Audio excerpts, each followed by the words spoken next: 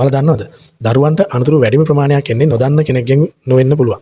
නමුත් හුරු පුරුදු ඔයාලගේ ළඟම කෙනෙක්ගෙන් වෙන්නත් අවස්ථාව තියෙනවා. ඉතින් ඒක නිසා මේ වීඩියෝ එක ඔයාලා අනිවාර්යයෙන්ම බලයි කියලා මම විශ්වාස කරනවා.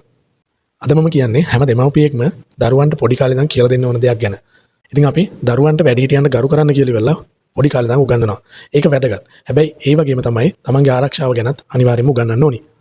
පළවෙනි දේ තමයි දරුවන්ට කියලා දෙන්න තමන්ට අපහසු හෝ බය හිතෙන විදිහට කවුරු හරි හැසිරුණොත් එහෙම බෑ කියලා වචනේ කියන්න පුළුවන් කියලා ඉවරලා.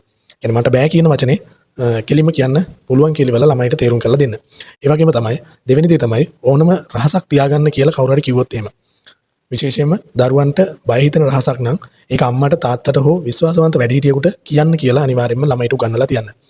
මේකෙදි මම කතා කරේ වෙන මොකුත් නෙවෙයි ළඟම ඥාතියෙක් වෙන්න පුළුවන් කවුරු හරි කෙනෙක් ළමයාගේ අනවශ්‍ය තැනක් මොකක් හරි තැනක් ස්පර්ශ කරලා ඉවරලා මේක කියන්න එපා අම්මලාට මේක තාත්තලාට කියන්න එපා කියලා කිව්වොත් ළමයා මේ දේ නොදැන හිටියොත් එහෙම මේක ළමයා නොකිය ඉන්නවා. ඉතින් ඒක නිසා අන්න ඒ දෙයට තමයි මෙන්න මේ දේ මම ඔයාලට කරන්න කියලා කිව්වේ. තුන්වෙනි දේ තමයි අම්මා හෝ තාත්තා කලින් හඳුන්වලා දීපු නැති කෙනෙක් එක්ක කොහෙවත් යන්න එපා කියන නීතිය පවුලේ හැමෝම එකම විදිහට දරුවට අනිවාර්යයෙන්ම කියලා දෙන්න ඕනේ.